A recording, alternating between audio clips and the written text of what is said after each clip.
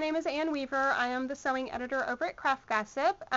Actually, this is just my hand. There's not room for my head in between the camera and the machine. So hi, that, and I'm having a bad hair day, and I don't want anyone to see that. Anyway, today I'm going to show you my very favorite method for finishing the edges of knits. And if you've been following my sewing lately, then you already know what that is, and that is fold over elastic. Yay, stretchy, stretchy finish on a knit garment. It's available in a million different colors. I say a million, maybe just a couple hundred, I don't know. Anyway, this is like a bright turquoise. I like it all contrasty with my black and white. But you see, I actually have, let's see if I can get up here. Look at this. Look at all the different colors. Ooh, pretty. All the different things that can go on. Oh my, now you're seeing my ugly thread. There we go. Anyway, so this is, let me give you a close-up. I'm using some brown today. This is the actual elastic. You see it's got that line down the middle. That would be the fold part of the fold over elastic. Fold elastic. Yay! And while I use a bit about how to do this, while I use a serger to do the actual seams of my knit garments, to put the fold over on, I actually just use a regular old sewing machine. Let me see if I can pan out to show you here. Woo! You hear that crunching? That's my tripod on the floor. Here it is. This is, you see it's a Janome Memorycraft 6300 regular old sewing machine. I do use a zigzag stitch because that stretches. So let's go ahead and I'm going to put this right there. Number 7 is my zigzag, and I like my width. I like my zigzag pretty small, so we'll go at a 2.3 and a 2.3. 2.3 width, 2.3 length. Okay, now ready to stitch. I'm going to show you, let's see. I'm showing you today, I'm just showing you on a scrap. Here it is. You see I've got a little curve on it because that's really kind of like if you were doing this on a neck, obviously you would have a curve, so I wanted to show you on my example. Also on a curve it gets a little bit, I don't know that it's really any more complicated, but you do have to put a little bit of tension on the curve to keep it from buckling.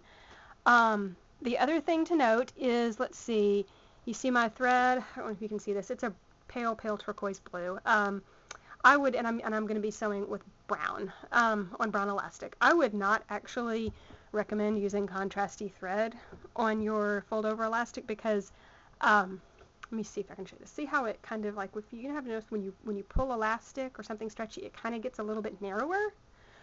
Well, while you're sewing, if you are putting in a little bit of tension and stretching that and making it slightly narrower and you stitch for a little bit, then you let go and you readjust and you're doing this and this, right? What you're going to end up doing is you're kind of altering where that edge of the elastic is temporarily, and so you're going to end up with wavy lines. They're not bad, but they're just ever so slightly wavy.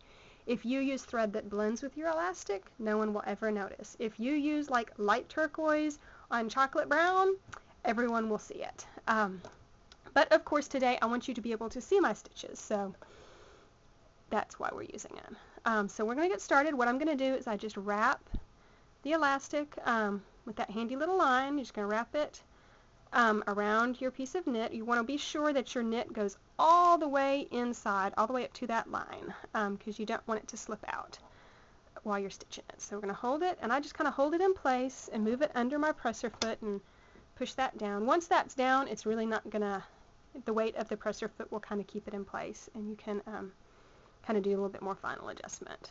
There you go. I hold about that much at a time. I put a little bit of tug on it, just the slightest bit. Hard to say exactly how much. That's kind of subjective from person to person, what you consider a heavy tug or a light tug. It also probably would depend on the amount of stretch that's in your fabric. If I was doing this across a rib knit that tends to stretch a whole lot, of course I would probably tug it a little bit more just to be absolutely sure that I didn't buckle it, that the rib knit did not buckle as I was sewing the elastic on. Anyway, so what we're going to do, I've got my zigzag stitch. I'm going to just go ahead and start stitching. I'm going to kind of hold this in place, and what I'm doing is I want the left point of my zigzag to be just to the right of the edge of the fold over, just like that. And you see I stitch probably about an inch or an inch and a half, and then I'm going to go and I just kind of line that up with the center, hold that in again, and just keep going. Wow, y'all just heard my southern accent, didn't you? Oh, here we go. Now you see I'm getting to the curve. And when we get to the curve, I'm going to put a little bit more tension. I'm going to kind of open this up. There we go.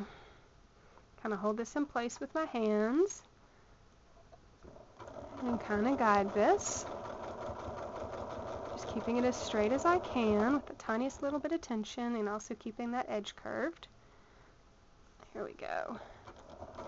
And I'm almost to the end of this piece. Let's just go ahead and go off the edge here.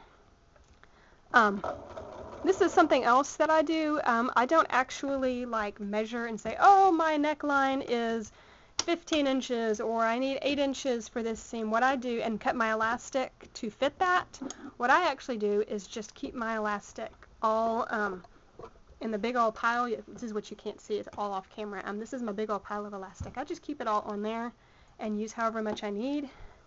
Pull it off and trim it to match. And that way, wow, look, magic. It fits exactly at the end.